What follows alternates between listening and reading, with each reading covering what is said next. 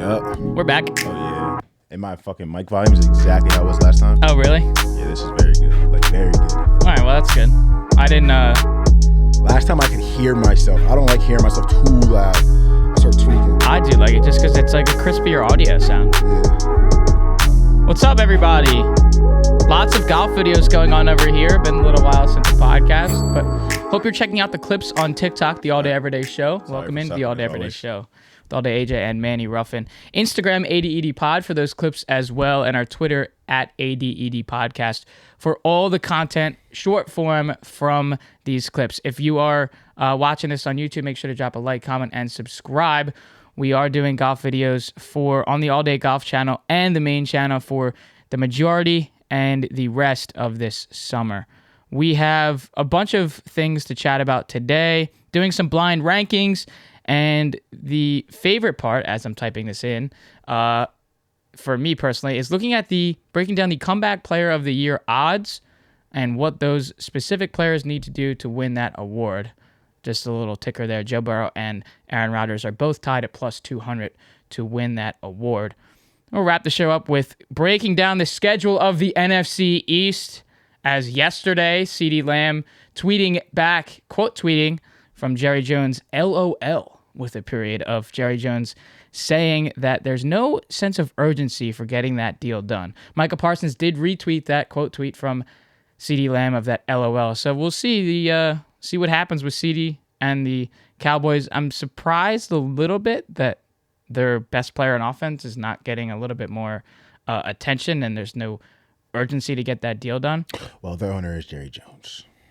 Dude, one of the clips in that he said, "Oh, I was at Nobu 2 days ago." I mean, you can use that. Like, I don't really know what to say. I'm like, what are you saying? He was just finding another reason to like dodge the question of why he's not looking to pay CeeDee right now. It's like it goes back. I think about it personally to like Earl Thomas. Seahawks didn't want to pay him. Massive injury, and then he throws the middle finger on the cart on the way back, saying, "You should have paid me. This is why we get guaranteed money. This is why we sit out for contracts. This is all the same reasons why." Let's chat a little bit about. Can we talk about why we should leave the fucking blackjack table when you're fucking? Yeah, that's what I was going to talk about. So we were in the casino last Wednesday. I was at all 3 games for the Yankees and Phillies in the 3-game sweep, and then Manny was with me on Wednesday, that day game, beating in the sun, but that was a gorgeous day for baseball. I shouldn't have had that second Bloody Mary. Wow, I was fucked up. And then after the game, it was only 4:30. We were pretty drunk, like night can't end. So we head over to the casino, and there were plenty of baseball on Wednesday. We're flowing. Got the whiskey diet. That's flowing. what did me in. That's what did me in. And then sit at the blackjack table, $15 mins, which is great because on weekends it's $25, and that's just annoying. I mean, I compare it to like if you're going to put $100 in, you get 25 mins, you get 4 hands. Like you get 15, you get a lot more hands. And playing the side bets and hitting lucky ladies, $5 for 125, getting the perfect match on 10 of clubs. And nah, bro. Like, it was weird, bro. Like, you have to emphasize how weird it... Because, bro, we sit down, bro. Because, I don't understand. People get mad. I understand people go to the casino and win, but if you want to play by yourself that bad, bro, just play online, bro. Like, I don't really understand. Like, if you're going to sit at the casino, people are going to sit the fuck down, bro. I don't... But we sit... The 2 people there, you're like, can we sit down? They're like, yeah, go ahead. But you can kind of see, like, it was an old head that wasn't really trying to talk like that. Well, because we were in the middle of the shoe. Yeah, so that gets people annoyed. Yeah. So it was like kind of like, go ahead, whatever. We sit down, and then I think we won like our first 2-3 hands. Everyone. Maybe the old head might have lost one or something like that, but like us 3, me, you, and Drew, win every single one. Every single one. And there was an older lady looking, and she was like peeping what was going on. And I remember like I was like asking y'all, I forget I had a hand, and I was like, should I hit this? And y'all were like, yeah. I said yes, and remember they said no. Yeah, no. I think I wanted to hit it, and everyone was like, no. And I was just like, I kind of want to hit this, but it was like, you shouldn't hit it like at all. And the lady was like, does he know how to play? And then we hit it, and then we ended up all winning. And then she sat down, and then she starts winning. You're hitting fucking 5-1-2. I think Drew hit like lucky ladies 3 times. Yeah, and he was getting like massive doubles to the point where remember that lady was like, Here, let me put your hand. Yeah, I'll double with you. Bro, the lady that was to your right was literally telling Drew to play hands for her. We were killing this fucking guy. I didn't even know you could do that. I didn't know you could do that. I mean, I think you can. It's just on the other player, and Drew was probably not going to say he wasn't going to say no. I mean, she was just putting up her own. And you know what's funny? When she did that, I was like, here we go. I'm like, all right, we're gonna start losing. We had to win. Like we would lose like a hand or two here, but bro, we were winning 3 straight hands, losing one. I think it was like 5 or 6 hands in a row. Bro, it was insane. And I remember there was a point when you did the 5 for 130, and then you were like, start playing some hands. I was like, okay. So I played it like ladies, and then I won my 5 for like 30 or something like that. I was like looking around the table. I'm like, it has to come crashing down. And that's when you gotta leave. When you look to your left and you look to your right, and you're like, is everybody having as good of a time right? And it gets chat. I'm like, that's too fun. That's remember when you gotta leave. I remember looking over and being like, we're gonna have to get out of here soon, because like it doesn't go like that. Like, you first sit down and then you win almost every hand that you play. Like, you got to get out of there. And then we kind of got cooked and then went to craps and lost. That's when it got scary. The dice is just a dice, bro. It just lost craps 5 straight hands. 3 craps 3 times in a row. And then I had 2 rolls. I had a total of 4 rolls and I got 7 on 2 of them. So we had 5 rolls. We had a total of 7 rolls and lost 5 in a row on craps. Like, I've never had that experience. Also, craps has been the game for me where like I won the most amount of money at a casino. I won like 2,300 or 2,200. At a casino, so I've just been locked into playing craps, and for some reason I cannot win at Harris playing craps. Money back. I'm telling you, they just want it back. We got to go back and collab on the red and blacks. We were locked in. On the red. I don't think we lost that. I think we might have lost. Can we one. talk about bro like yelling at me for when he didn't pay me after remember we had black and he took our chips away? And then he's like, no, they were on to us. They were on to us, bro. Because that was after we hit on blackjack. Yeah. And they were on to us at blackjack. It was the same pit boss that came over too. They were on to us. They're like, what the fuck is going on? And then he's yelling at me because the pit boss is talking to him, this roulette dealer, and then I'm trying to explain to her what's going on. He's like, I can't have 2 people talking to me. Like, I'm trying to talk to her. And I'm like, I'm not talking to you, bro. I'm not talking to you. Breakdown. Like, you can have your mental breakdown, but don't be mad at me because you fucked up. Yeah. Like, if you wanted me to say that, like, I would have said that. Wait, but then you had the pit boss there bitching. Funny? As soon as he was bitching having that breakdown, the next thing he rolled was 0-0. And like everyone was like, we gotta get the fuck out of here. These bad vibes. Like, gotta get the fuck out of here. My favorite part was when she looks at the cameras and she was like, there was only 1 chip on there. And I'm like, no, there fucking wasn't. No, there fucking wasn't. If you let me bring out my phone and take a picture of that, but I can't have a phone at the table. Fact. Apparently your camera's wrong. Their cameras can't see that there's another chip under there. Yeah. And then she gave it to me and then she's like, you're still mad you got your money. I'm like, no, I'm not. He's still bitching at me. So I'm saying my shit back to him. What are you talking about? Right. And then, we lost and got out of there, which was, I think, the best. Next roll. But then we won on the sportsbook that night, which is what we just should have played blackjack and then just went and watched the game. Oh my God. Because we won almost every bet playing on, watching sports that night. Legendary. All right, let's do some... A little bit of yakkish behind Nifty 50s, but ain't nothing wrong with that. Yeah, facts. I haven't had Nifty 50s in forever. That burger was good. All right. I had mine in the morning. That's fucking awesome. That is awesome. You didn't even tell me that. All right. Okay, so blind rankings, we'll do this, and then we'll get to comeback player of the year. Okay, so new faces, new places. Blind ranking the NFL running backs and free agency that went to new places. Jeez. I'm going to give you 5, and you're going to blind rank them. Now, for example, I'm not going to throw you, Saquon Barkley, just because, probably he would be number 1. He was number 1. All right, new faces, new places. Let's start it out blind ranking. Let's start out with DeAndre Swift on the Bears. Now, how I want you to do this is not by the player last year, not by the team last year, how you think that player will perform this year on their new team, and that's how you'll put them in this blind ranking. So DeAndre Swift on the Bears. Ooh. There's 5 guys. So you got 1, 2, 3, 4, and 5. And I gotta think of every other possible. That's right. Should I say this in my reasoning? Yeah, go ahead. Because I'm assuming Derrick Henry's at least in this list. I'm assuming Josh Jacobs in this list. And I'm assuming possibly Joe Mixon, possibly Aaron Jones. I'm going to have to put DeAndre Swift. I love you, Swifty. I love you, bro. Like, thank you for the 1,400 yards, all that shit. I'm going to have to put you 4, though. And it's not, and you know what?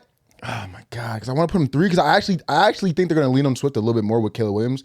And I think he actually might have success because Caleb Williams can throw the ball, actually.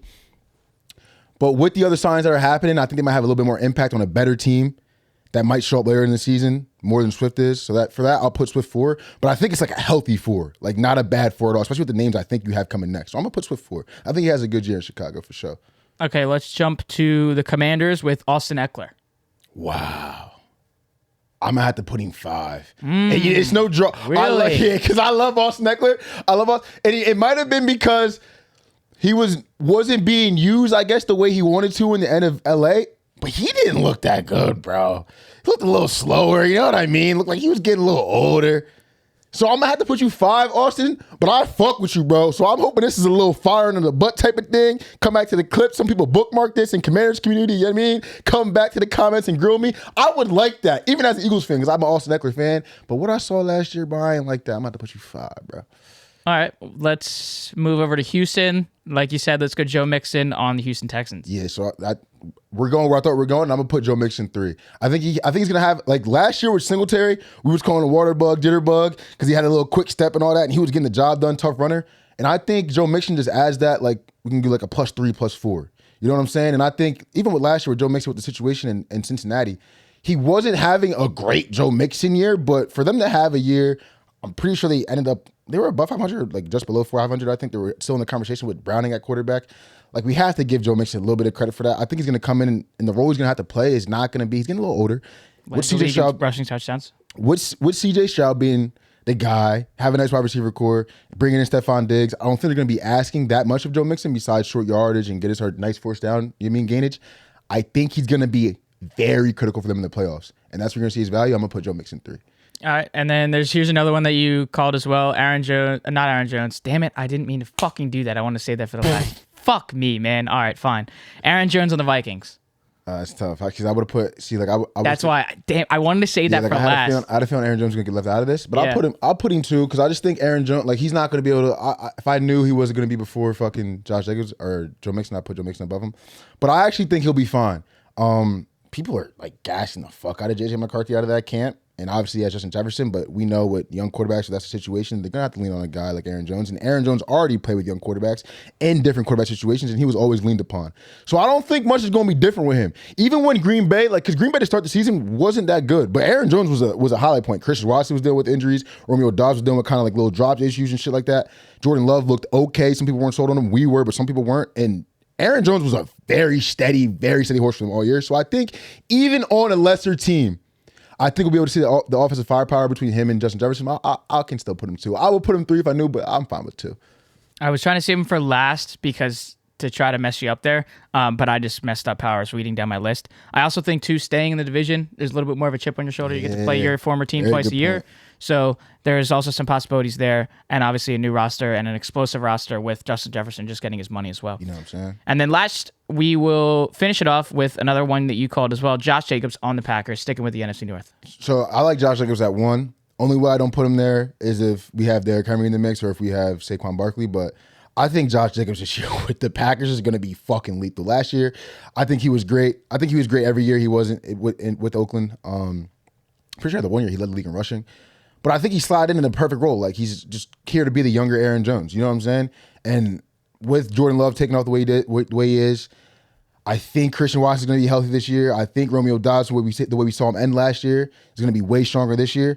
It's going to be another situation where they're going to be asking a good bit of him, but it's not going to be carry the offense. It's not going to be with the Raiders or the whole offense. And I think he's going to thrive with that. I think he's going to find being in a winning situation back to where he was like in Bama. I think he's been craving that. I think these guys from Bama, when they get into losing situations in the NFL, really fucks with them, bro. Like, I think they really get pissed the fuck off. I don't think they like that shit at all. I think he's going to be a little bit rejuvenated. Might even be like more of a leader in Green Bay. I think that might add to his play a little bit more. I like Josh. I think Josh Jacobs is going to have a real big year. I think he's going to have a top 5, top 4 rushing year. I think he's going to really be up there this year. Yeah, and I think, again, that's just still sticking in that division too. You saw there was some clips. I don't know if it wasn't Hard Knocks. Maybe it was Receiver. I think I actually saw a clip of him talking to, like, on a podcast or something, and Josh Jacobs was explaining how, like, he wasn't set up to win, and he was kind of, like, wasting his career away. And that sucks, bro, especially coming from Bama, bro.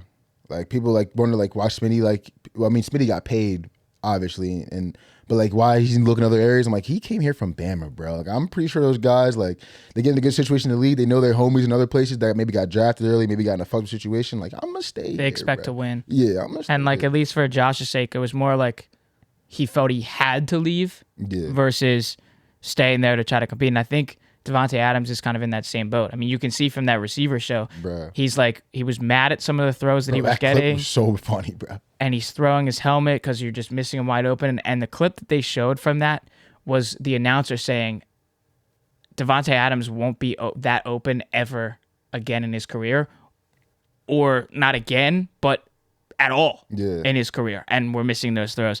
And he's also saying like, I can't keep taking hits like this. Like I've gotten hit harder here than ever before. And I think I wouldn't call it like hospital balls. I think he's just been put in a situation where he knows and the defense knows the only place that ball's going in the air is to him and possibly Hunter Renfrow. But. And like it's not the same. A-Rod's putting that bitch on the ground in the perfect spot, putting you down. Like he's definitely in hell, bro. It's like how Tyler Lockett played. Like they always got on him because he would fall, and he's like, I don't want to take these hits from these guys. I'm much smaller than these guys that are trying to lay me out. No need, bro. All right, that was new faces, new places in blind ranking NFL running back sign-in free agency heading to their new places. We will be doing a lot of blind rankings. I have some thoughts for NFL season for blind rankings, which we will talk to off camera. But let's head to the Comeback Player of the Year award odds. And these are the top 6 that are listed courtesy of FanDuel Sportsbook. Joe Burrow and Aaron Rodgers are tied at plus 200, with Kirk Cousins in third at plus 430. And then Anthony Richardson off that AC joint sprain at plus 750. Then Nick Chubb in fifth at plus 1300 after that gruesome injury. And then Daniel Jones at plus 1600. Obviously, we know about the ACL, but a bunch of neck injuries and a bunch of sprained ankle injuries. Those are your odds for your top 6 guys on FanDuel. And then if we just look back from the last 5 Comeback Player of the Year award winners, in 2023 it was Joe Flacco. In 2022 it was Geno Smith. In 2021 it was Joe Burrow.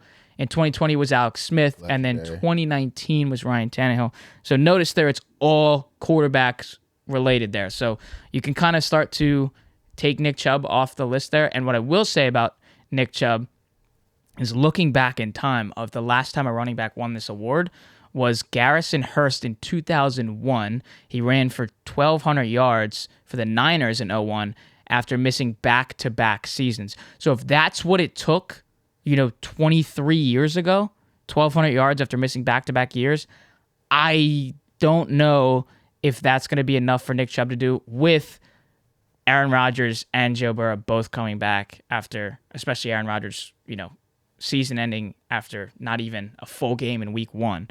So if we just look back, I just want to start it with Aaron Rodgers. I had the Achilles tear in week 1, but for his numbers in the seasons prior to 2023, it was 26 touchdowns, 12 interceptions, 37 touchdowns, 4 interceptions, 48 touchdowns, 5 interceptions. The 2021 season, the 2020 season, which was the 37-4, 48-5, were back-to-back MVP seasons. And over the course of those 3 seasons with the 26 touchdowns and 12 interceptions on top of that, he was over 4,000 yards, and that was from 2018 to 2020-21. So looking back at that, I don't even know if it's going to be enough for Burrow to do it, because all we were talking about last year was if Aaron Rodgers just steps on the field and takes a snap, he's going to get it. So would you lean to give it to Aaron Rodgers, or do you look to Joe Burrow with, in that 2020 season where he had the ACL tear, the MCL tear, the PCL tear, the meniscus tear, and then he came back the year later with 4,600 yards, 34 touchdowns, 14 interceptions, and the key note here is he was second in passer rating behind, guess who? Aaron Rodgers, and that's the guy he's competing with this year for this award. Now, again, I don't think a lot of these guys really care about this award, but at least from a betting standpoint, that's why we're talking about this. I don't think this is a different type of injury that Burrow's coming off of since compared to what Rodgers is coming off of. When you look at Burrow with the wrist ligament tear, obviously what we just stated here with the multiple tears of the knee in 2020, but for the Aaron Rodgers' sake, I mean, even if he has that 26-12 TD to interception ratio, think he still gets it. Obviously, we know the Jets are going to perform with their roster. 1,000%. I just don't know if there's, like, is it slanted so heavily to Aaron Rodgers? I feel like giving Burrow plus 200 is the books trying to get you to take Burrow, but I don't see another course of action where you take anyone else but Aaron Rodgers. I know the value is not there at plus 200, but absolutely. So the rest of this award, it's Aaron Rodgers' award to lose again, like 100%. Like especially Achilles tear plus the age. And it's the Jets. Their team is loaded. If he comes back and they're pretty good, win the division, even make the playoffs, and a high seed, he should get the award. My thing, just from a betting standpoint, though, like in my opinion, the top 3 guys, you don't want to be holding anything plus 430 for a full season. Ew, what are you gonna put on that? $1,000, 500, 250? Like, okay, if you're a Falcons fan, sure.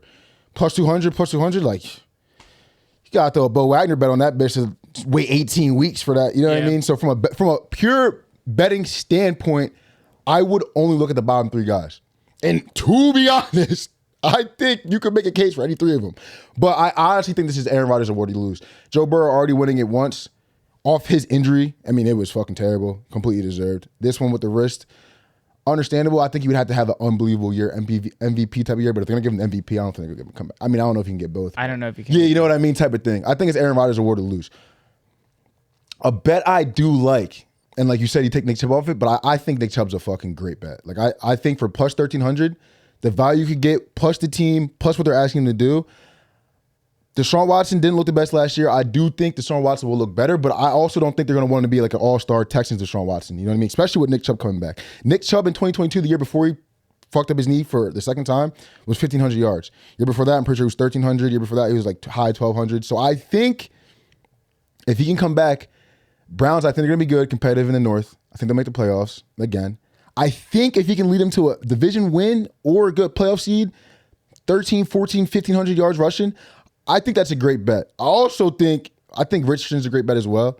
But you were talking about Daniel Jones, and it sounds fucking insane. Like, it sounds fucking insane. But they had to put him on this. No. But it sounds the same what I'm saying, but I'm seeing these clips of Malik Neighbors and Kent.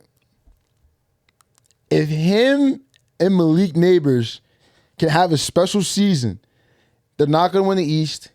But if they can somehow, it's not going to happen, but if they can somehow get second in the East, or sneak a wild card like they had before, get third with 10 wins, third in the East, 10 wins, get a wild card spot. Like Malik Neighbors has like 1,200 yards. You know what I'm saying? Daniel Jones has like maybe 3,800, a lot of rushing yards, which can give you some passing, some rushing touchdowns. Plus 1,600. We know some sharp guys who take comeback player of the year bets. It's never even in the plus 750 range. Like, it's guys like Daniel Jones. Like, it sounds crazy, but like Joe Flacco. Are you kidding me? Yep. Geno Smith, even in that year, had to be more than plus 1,000. Joe Burrow in 2021 probably was a plus 200 case, his award to lose type of thing. You know what I mean? But maybe not because of the injury. Alex Smith. Yeah, crazy. Had to be, I would say, probably Anthony Richardson at odds. Talk about 2019. Maybe even more. You know what I mean? Tannehill? In 2019. I think, like, it sounds insane. I'm going to take Nick Chubb as the one best bet. But did you just hear yourself, though? Like, you just went down the list here of the last 5 comeback player of the year award winners, and all of them are quarterbacks. Absolutely, but we don't know how many running backs were in the mix of those. I think Chubb was probably in the mix for one of those because he tore his ACL when he was in the league, but I just don't know how many running backs were in the mix for those. Maybe Derrick Henry one year with the foot. I just don't know how many running backs were in the mix for that. But like, I just think Nick Chubb's in a situation where his team's good enough to where his team could legit be a marquee team in the league this year. They can win the North. He's shown he can rush for 1,400 yards, 1,300 yards off injury before he's done it. I mean, he tore his ACL in college too and came back and fucking went to the college football playoff. So I think just for his price, he has a good chance. I think Richardson or Daniel Jones for their price have a great chance. I think Richardson, if you really want to make a bet, an investment, a larger bet, but not too much, 18-week investment, exciting guy, the league likes too.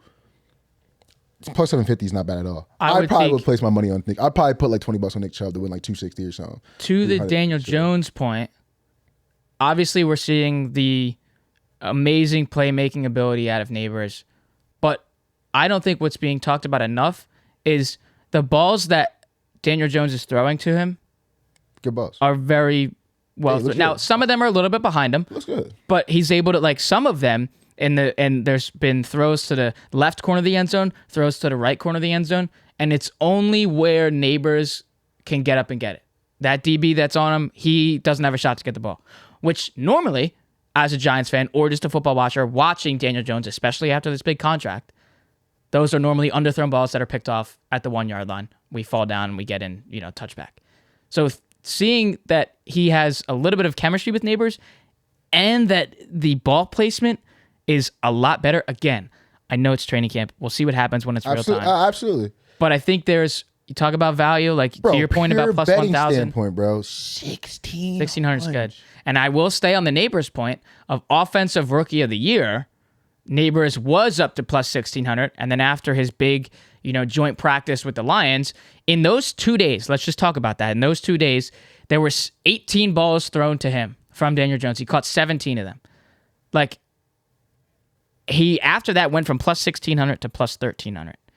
I think there's a case to be made if that chemistry's still there, come, regular season, come the longevity of the season, there is a possibility. Now, again, Caleb Williams is the favorite, obviously. Right. We just knew it was going to be nobody else. But there's a case to be made for Malik Neighbors. I don't think anybody thought that he was going to be as great as he is to start right now. We knew how great he was. But, I mean, looking at, some of these Giants reporters for ESPN, just regular guys that cover the Giants, they're out there talking about comparing this to Odell Beckham, saying they didn't even, that Neighbors is better than Odell was coming into camp. So it's very different. Maybe it's something about these LSU guys. I don't know. But if I were to rank these in order of what I think is the most valuable to take out of these 6 guys, Burrow, Rodgers, Kirk Cousins, Anthony Richardson, Nick Chubb, and Daniel Jones. What I think is the most valuable to take, oh fuck, I'd probably put Chubb 1, Richardson 2, and this is where it gets scary, because plus 430 I think is still shit value for Kirk Cousins. But I think Kirk Cousins has a very, very wider, that's where I want to go especially because of his situation. He has a very much higher chance to get the media back in and everyone else back and to get the comeback player of the year over Daniel Jones. So I think because of his chance of winning it being much higher, I'm going to have to put Kirk at 3. I'm going to put Daniel Jones 4, and I'm going to put Burrow and Rodgers 5, just in terms of value. Yeah, I got you. Just in terms of value. I think, damn, it'd be dope to see Kirk. If they put Kirk at 700, I'm taking that. Well, I would say, you know what I'm saying? I would say for Kirk, 430 is just and if everybody here in these top 6 guys, I would say Kirk Cousins has the best opportunity to get this, even though it's plus 430. I don't think it's great value. I think it's okay value. The media likes him way more than Aaron Rodgers. But you look at it, the best it's what it is. The best spot to be successful this year. I mean, it's a clean slate, fresh start, completely new roster. You're off the injury. It's not like we're going back to the same team. We get to learn new things, meet new people. It's just something new and fresh, and especially off an injury, something that excites a player, an older guy that's been around the league for a long time. These are those things that can get there. And I think maybe if the value's plus 430 and they would jack it up, they'd see more people take that. 100%. I think the books want to keep people away from that. I'm really thinking about it at plus 600. I think if they keep it lower, they don't want as many people looking at that plus 430. But I think, just looking at the numbers, let's go from off the Achilles tear, obviously, like we said, the new roster and everything. From 2020 to 2022, he had over 4,200 yards, 35-13, touchdown to interception ratio, 33-7, and 29-14 over that 3-year span. He has it. It's there. And you're not getting Justin Jefferson there, but there's obviously all the noise about Bijan. There's obviously a immense amount of noise around Kyle Pitts and what that connection could look like. Drake London, a young wideout that now has a fresh quarterback that's not Desmond Ridder. Sorry to shit on you, but it's Kirk Cousins. It's not Desmond Ridder. And even though this whole primetime Kirk, he can't get it done. He's not the primetime guy. He's got to finally beat those allegations. You talk about a guy being in a successful position to start off fresh, plus 430. I think that is an okay bet. But going back to your point, that was kind of diabolical with the whole Kirk primetime guy. Yeah, they did. They rode that for a while. Week 2, he gets the Eagles home opener Monday Night Football at the Link with his new team to start the Comeback Player of the Year campaign.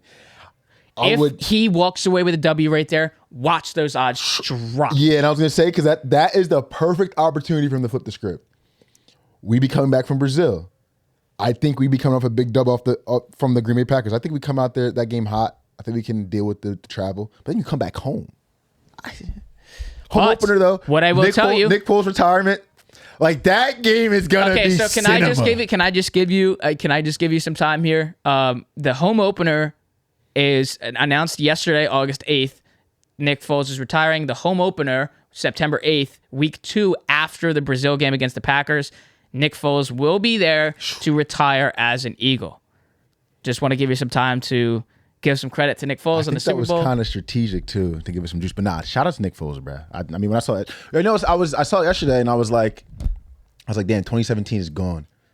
Like, Fletcher retired, Kelsey's gone, Lane's still holding on, but then Nick Foles, like 2017 in my head. Brandon Graham said this is his last year. Brandon Graham, yeah, I forgot about BG. I can't believe BG's still playing football, bro. What the fuck? But yeah, it just feels like when we do that retirement of Nick Foles, it's gonna feel like 2017. But just like kind of like touch on that as watching that as an Eagles fan. Carson Wentz had arguably that MVP season, goes down, out for the season, and you got to ride this playoff run, and you got to go once you make the Super Bowl. You got to go in this playoff run after we remember that big beatdown against the Vikings at home, and then you got to go against this in the Super Bowl with Nick Foles as your quarterback, not the MVP guy. Nick Foles is your quarterback to go beat Tom Brady and the Patriots, who are very, very consistent in those games. You got to give him a lot of credit, bro. I mean, especially because, like, Eagles fans will remember. First of all, I mean, Carson Wentz was going to run away with MVP if he didn't get hurt. But then Nick Foles comes in, and Nick Foles did not look good, bro. Like, he did not look like I think he had 2 games before playoffs, and it was like, okay, like, you know what I mean? We're going to go in here with our best shot. Falcons game did not look good at all. We won the Falcons game because we had a pick that bounced off somebody's knee, changed the entire tide of the game, and then Jalen Mills makes the greatest fucking one-on-one stop versus Julio Jones that I've ever seen in my fucking life. I didn't ever think he would win that one ever again. But then Nick Foles realized I got a chance from fucking God above to lead the Eagles. Then he has the best Linsanity run we've ever seen from a quarterback. We'll never see replicated again in any other sport, I don't think. Like, that was the best shit I've ever watched in my life. It was poetry. It put a tear to my eye as a young 18-year-old kid. And Big Dick Nick will always have a special part in my heart. But the thing I like about him the most is that he started off so bad. Like, if you remember the radio back then, people talking around the city, it was like, we're fucked. Like, this was a Super Bowl winning team. Like, and now we're just fucked with Nick Foles. Didn't even look that good in the first playoff game, and then just turned around, flipped the switch, and was the hottest quarterback, the best quarterback I've ever seen in the playoffs in a run in my entire lifetime. So shout out to Nick Foles. And now he's got a statue. Deservedly so as a statue. I wish they would have made it a little bit better, but statues don't ever come out as good as I think they're going to come out. I know, bro. they never do. Yeah, so I guess it is what it is. But it's like the sentimental moment that, like, 1,000%. There's a statue for your guy that won your first Super Bowl. 100%. And if we remember back to that NFC Championship game against Minnesota at the Link at home, let's remember the week leading up to that game, after the Eagles got into that NFC Championship, there was a lot of people, including myself, that thought that game was going to be pretty close.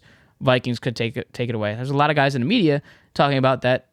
I think Vikings are going to do it. They're going to come in here. They're going to set their ticket. Stephon Diggs is going to go there and go get a Super Bowl and go compete for a Super Bowl. And then they get routed. I mean, like an embarrassment. I mean, it was like a college football game with what the offense looked like. And then it was like, wait a minute. Nick Foles might be that guy that can go do this. And then Philly in the Super Bowl right before halftime to close the first half, and then you go up. And it's like that play right there gave everybody hope. I was at a Super Bowl party with obviously all Eagles fans, and when that happened, it was like going to halftime with the lead, and then the strip sack to end the game. I mean, it was like storybook written. So hats off to Nick Foles on a great career. Like, he played, I mean, what was it, 4 games? 4 games? 4 or 5 games. And that right there, those 4 games will be in, what was it? 12-year, 13, 9-year career, something like that. Long career, bro. Those 5 games take off the whatever 60 Doesn't that matter. he had played after that, before that. Bro. I mean, that's just unbelievable for him. Yeah, shout out Nick, bro. So, but yeah, obviously back to the comeback player of the year with Kirk, and you can touch on the value for Anthony Richardson. I know it was I like to compare these about the injury that they're coming off, right? So Anthony Richardson with the AC joint. Remember, he had the concussion before that, and then the next week had that AC joint sprain on that same throwing shoulder, so we knew he was done. And then you look at Daniel Jones, who's obviously injury prone with 2 neck injuries, multiple sprained ankles, and then obviously the ACL tear last year. There's more riding on him because if it's not this year, after you're getting $40 million a year with $80 million guaranteed in that big 4-year, $160 million contract, if it's not this year, then they're looking for a quarterback. Because if you watched Hard Knocks, there was conversations about Jaden Daniels, there was conversations about Drake May being in a New York Giants uniform.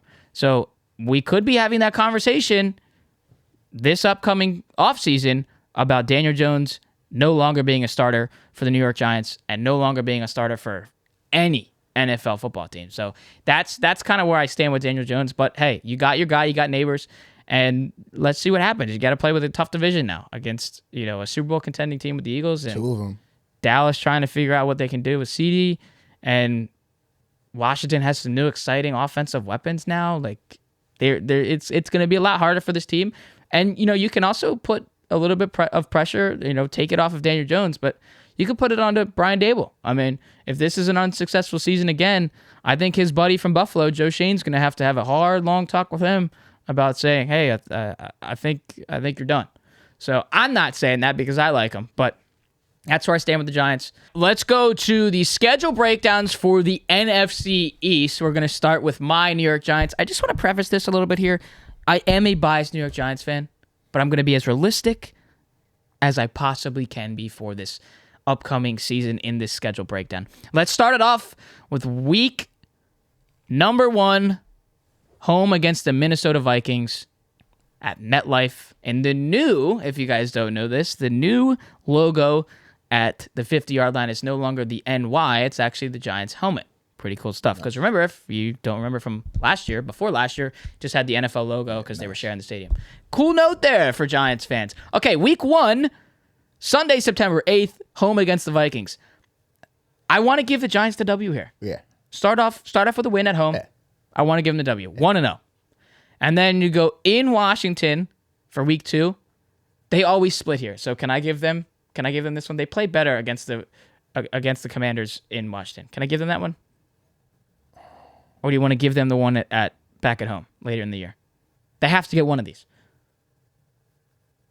I think they might win this game. That's what I think too. I think you start off 2-0.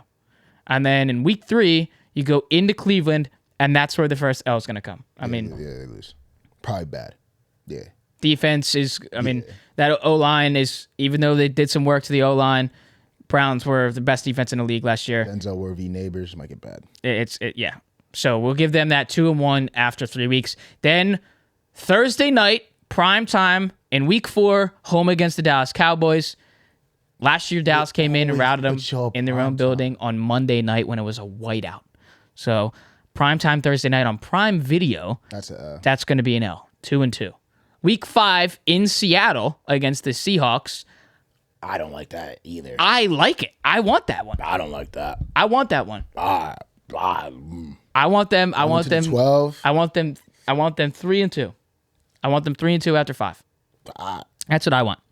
And then you get to back-to-back really tough games here.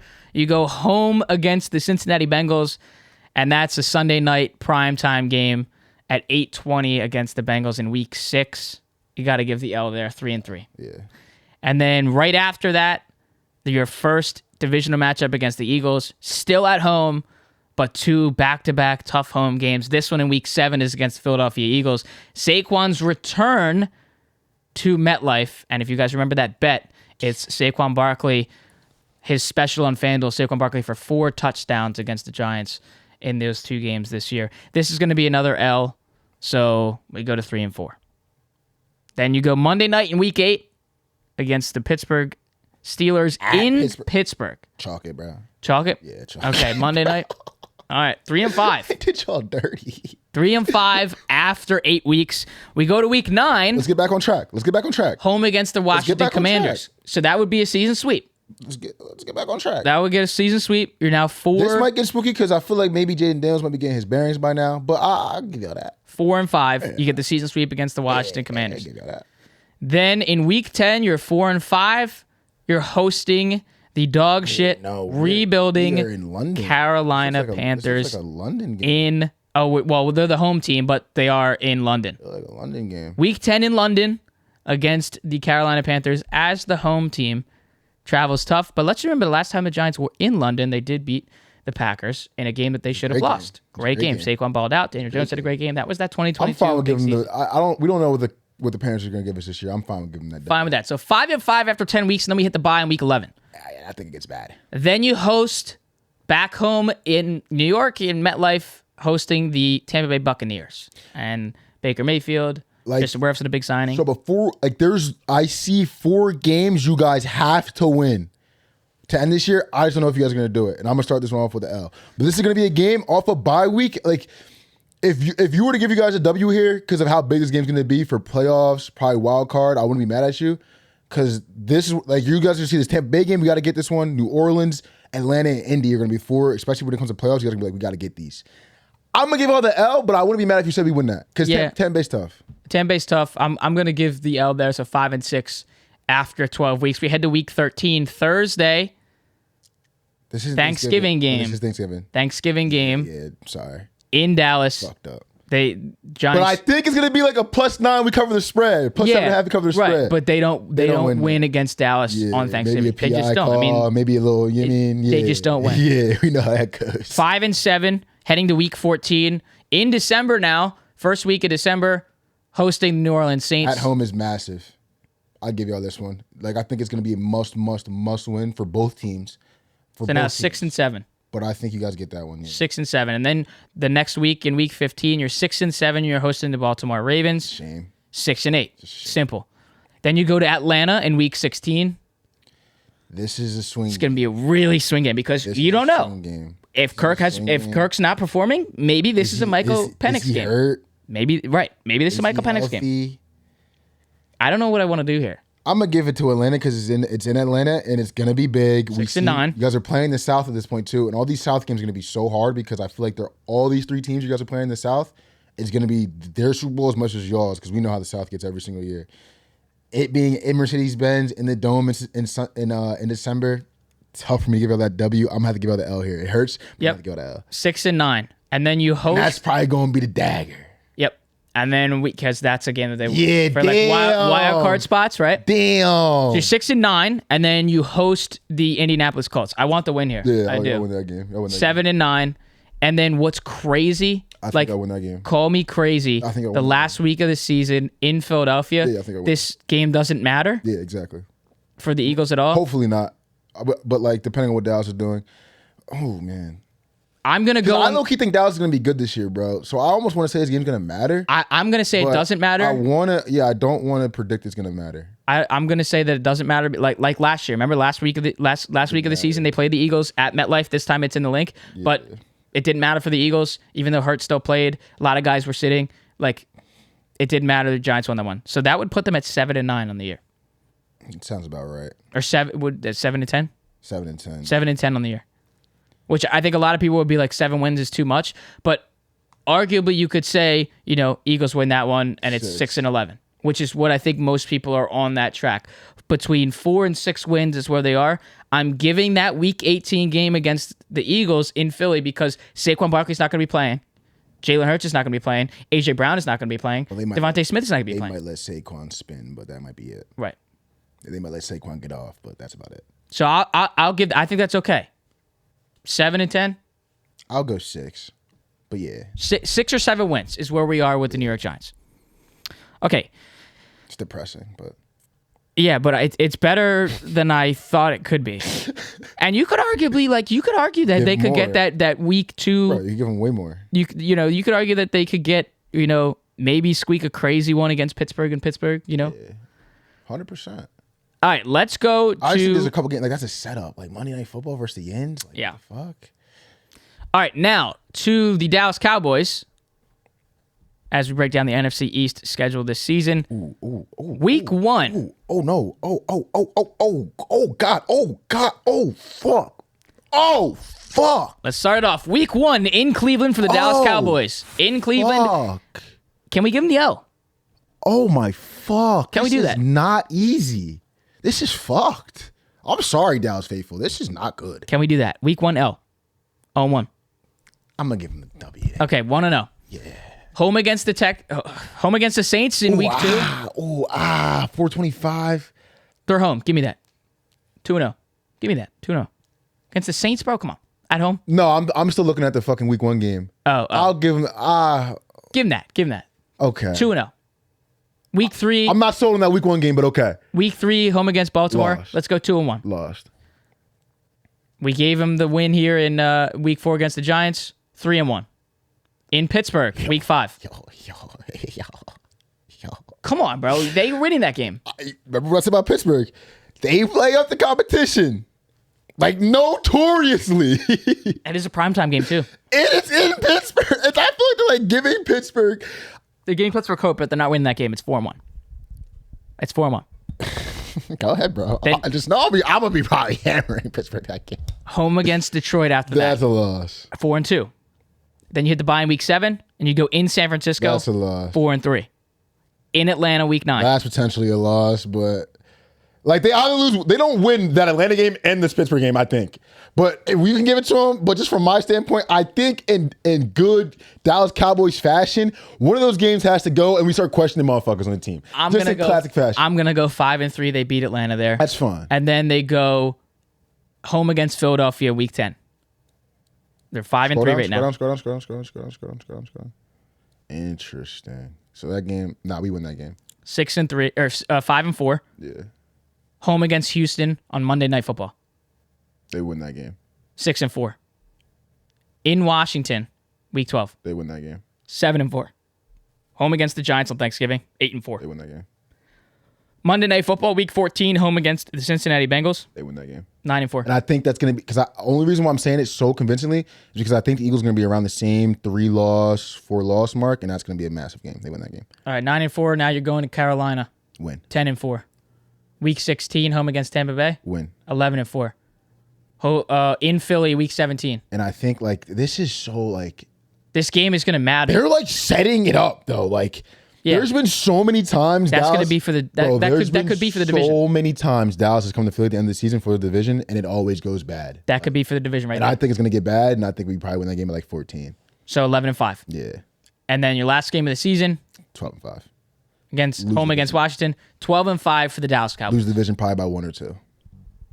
But you see how week 17, they set that up where that game is going to matter. I'm not even trying to I hate the Cowboys. What is this schedule? Bro, tough game week 1 at Cleveland. Tough game week 2 versus New Orleans. Tough game week 3 versus Baltimore. Tough game week 4 at New York. Tough game week 5 at Pittsburgh. Tough game week 6 versus Detroit. Bye week. Thank fucking God we get an early bye week. Holy shit. Tough game week 8 at San Fran. In San Fran. Tough game week 9 at Atlanta. Tough game week 10 versus Philly. Tough game week 11 versus Houston. You can say it's a break, but it's at Washington. That's not going to be easy. Versus New York, I think it's a break. It's Thanksgiving. Versus Cincy, massive game. That is a tough fucking game. Prime time, too. That is a tough fucking game. Prime time. At Carolina, you get a break. Versus Tampa Bay, tough fucking game. Prime time. Tampa Bay's probably playing for their lives at this point for the NFC South. That's a tough fucking game. At Philly, that's a tough fucking game. They have legit 2 gimmies, and it comes from their division. That is what I'm not even, bro. I hate y'all. I promise I don't fuck with y'all. But that's drawn. Diabolical. That's drawn. I give y'all some grace for that this year. They fucked y'all over a little bit. I don't think our schedule's any easier, but golly, we're gonna save the Eagles for last. I'm happy I'm not a Cowboys fan, bro. Jesus Christ. Saving the Eagles for last. Let's move to the Washington Commanders schedule. These fucks get Arizona, bro, and Chicago, and Tennessee. Here we go. Is it you know what I'm saying? Washington Commanders schedule week 1 in Tampa Bay. Loss. Home against the Giants in week 2. We gave the Giants the win there. So 0-2. Now you're in Cincinnati week 3. Loss. 0-3. In Arizona week 4. Loss. 0-4. Home against Cleveland week 5. Loss. 0-5. In Baltimore week 6. 0-6. home against Carolina week 7. Can we give them that one? Yes. So 1-6. Home against the Bears. Win. 2-7. Or wait, what did I say? 2-6. 2-6. 2-6. In New York for week 9. What do we do with this game? We gave the Giants a season sweep, so that would be 2-7. God damn, I'm sorry, yeah. 2-7. Week 10, home against Pittsburgh. Classic Steelers play down a comp. Classic. So you go. We've got 3-7? 2 wins in a row. A couple weeks before we find ourselves a little bit. Steelers come in probably off of a big primetime W, little hangover. We get one. 3-7. We get one. Okay. Week 11 in Philly. Lost. 3-8. Week 12, back-to-back divisionals. Lost. Home against Dallas. Lost. 3-9. Now you're home against Tennessee. We got to give him that one. Will Levis? Is he going to get that done? I think In Washington? we can give it to Washington, but Will Levis might have something to say about that one. All right, so we'll go 4-9, then we hit the bye in week 14. After the bye, we go to New Orleans. In New Orleans. Lost because they lost. All right, so you're now 4-10. Now you're hosting Philly in week 16. You know what's crazy? Like, because Come on, bro. Don't even do that. No, but if you're an Eagles fan, like, in Washington in December, they have nothing to play for. We legit have everything to play for. This will be this will be classic. I'm gonna give Commanders the L here. 4-11. But this, and even when we go over the Eagles schedule, this will be classic. Especially depending on who we play the week before and the week after. Oh my God, it'd be classic. So 4-11, we go to week 17, hosting the Atlanta Falcons. Do the Falcons throw the division here? No. But it might be close. That was funny. But it might be 4-12. 4-12, and our last game of the season is in Jerry's World in Dallas, in a game that shouldn't matter, right? Yeah. So I think you give some. Do you want to be nice? Give some hope. Let's be nice. Be nice. 5-11. Fuck those guys. They lost. Fuck those Or guys. 5-12. Nah, fuck those guys. They lost that game. Okay, so 4-12. 4-13. 4-13. Whatever it is. Yeah. We'll see y'all next year. Hopefully Jaden's nice. Yeah, He will be. And maybe hopefully, like Austin Eckler is Rejuvenated. Yeah, that's the right word I was He looking was for. looking a little slow last year. That's the right word I was looking for. Okay, lastly, after breaking down the NFC East, we will go to our last team as a Super Bowl contender, the Philadelphia Eagles, and their schedule in 2024. Let's start it out. Week 1 in Brazil, where apparently they both can't wear green. Bro, can we be for real? We just looked at the Commander schedule. Look at this. What the fuck is that first 5 games? Let's do it. Let's do it. Week 1 in Brazil as the home team. I guess they got to wear white. Oh my God. Against the Green Bay Packers. W. 1-0. And you stayed true to that because in the Green Bay schedule, you said that Green Bay was losing. So I'll give you that for staying true to that. All right. 1-0 going to week 2. It's Monday Night Primetime at home. Nick Foles' retirement in Philly at the Link against the Falcons. No chance. No chance. Like, seriously, no chance. No chance. No chance. I mean, that might be the loudest we're going to see a football season, a football stadium all season long. No chance. 2-0. We go to week 3 in New Orleans. Okay. So here's my theory, right? We win in Brazil. We win in emphatic fashion at home, Nick Foles' retirement night versus Atlanta. One of these 2 games in this NFC South road trip, we're going to lose. Okay. I think it sounds insane because Tampa Bay is better than New Orleans, but I think coming off a big W, it'd be more realistic for us to lose to New Orleans. But I'm gonna preface it by saying if we do start off 3-0, I think we lose the Tampa Bay game. But I'm gonna give us a Tampa Bay win because of the revenge factor, because of the playoff. I was gonna say the same thing. So I'm gonna say we lose to New Orleans and then win Tampa Bay. So now you're 3-1 after week 4, and you're going to the bye, which is good because you did travel to Brazil and then you went to New Orleans and Tampa Bay. That's tough, bro. That's good to get the bye there. Tough, that's good placement by the NFL right there. That's tough to do. So you're 3-1 going to the bye, and now we go to week 6 hosting the Cleveland Browns. We win that game. 4-1. Now you're in New York, week 7. Win that game. 5-1. In Cincy, week 8. Loss. 5-2. Big game for Cincy. Huge game. That's a 425 game. That'll be the Romo and Nance coverage there. Great game. That is now 5-2. Now you go to week 9 in hosting Jacksonville. Dougie P, baby. Dougie P makes his return and gets his ass shit on. Nick Foles' retirement. Dougie P back to the crib. 2 emphatic victories for the Bears, baby. That's true, but he does get shit on. Yeah, absolutely. Emphatic. 6-2. Now you go to Dallas. We win that game. Week 10, 7-2. Thursday night, prime time, division matchup. Washington Commanders come to Philly. We win that game. 8-2. Yo, like, dude. And then you go across the country to Matt Stafford and the Los Angeles Rams for Week 12. Bro, like, I'm trying not to cope, but this schedule is very difficult. And those 2 NFC South games, because there's a chance we do the Birds thing where we lose both of them and the city's burning down and everyone's freaking the fuck out what's wrong with this team. True. Like, there's a chance we do that. Those games are fucking huge. That first 4 is so big because this schedule is hard, bro. I'm going to give us that LA win. Oh, really? But I don't know if you remember the LA game last year we played them at LA. Uh-huh. Late win. Should have lost, really? I don't know. I was thinking you give them the L there. It's gonna be one of these 2. We're not. If we sweep these 2, we're special. But I'm gonna give us the LA win. That's crazy. All right. And I'm gonna give us the Baltimore loss. So you go 9-2, and then after that Los Angeles game in LA, you go into Baltimore and you go 9-3 after Week 13. Yes. Week 14, second week in December, you host Carolina. Win. 10-3. Home against Pittsburgh, the rivalry of Pennsylvania. Kenny Pickett is now on Philly. Whoa, narrative. I think Kenny Pickett might get some airtime that game. He won that game in 31-14. 11-3. Now you go to Washington for Week 16. Wait, 31-14 versus Pittsburgh is wild. It's not gonna be like that. It's not gonna be like that. But we get that W. Week 15, home against Week 16 in Washington. Win. Now you're 12-3. Week 17, hosting Dallas. See, and this is perfect for the script. That's how we set it up because this would be for it all, and how we said with the Cowboys. That's going to be for the division. And I think we win that game too.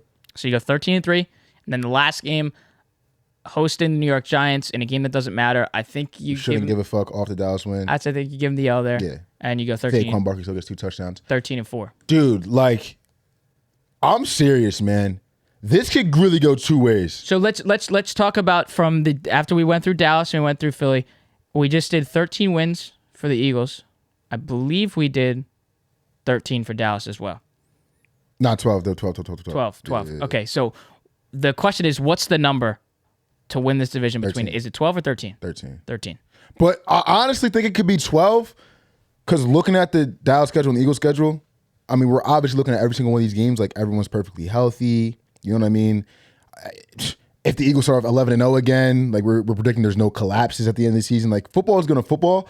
I think 12-13 gets you it, but bro, I swear to you, bro, there's a chance that either Dallas or the Eagles, just because their schedule, maybe an injury happens in the bad part of the schedule, that one of these 2 teams might end up being like a wild card 10-11 win team, but still extremely dangerous. I think that's in the cards because, I mean, dude, both Dallas and Eagles schedule. I think Dallas is a little bit harder than ours, honestly, going over it, because we had a couple games that, I don't know, just where we got to play them and shit like that. But holy fuck, bro. I think both the 2, whoever comes out the top of NFC East is going to have a real strong case for being the favorite to win the Super Bowl. I just think because of the schedule, they're going to have to endure. And like they're going to have to get to 12 or 13 wins. My God, bro. Hats off to both these teams, honestly. I'll never say about the Cowboys ever again, but holy fuck. We just went over your schedule. Grace has been good. 13's going to take it. All right, that's the show. That's the program. We got golf videos shooting Saturday. We're doing the wine video, so make sure to check that on YouTube when that drops. NFL is right around the corner. College football is right around the corner. We're going to be doing some a pool with picking spreads for college, picking spreads for NFL. So a lot of content to be made out of those things. We'll be in touch. We'll be in the loop. Make sure to like, comment, and subscribe on YouTube, social media, All Day Everyday Show. You guys know the deal. You've been listening and watching to the All Day Everyday Show with All Day AJ and Manny Ruffin. Like I said, NFL and college football is right around the corner. We have made it. I know it's getting colder out. I'm not a big fan of that. Make sure you're still swinging the club even in the fall cold weather. See you soon. And the winner. And the winner too. Hit the simulators. What's up, bro? God damn.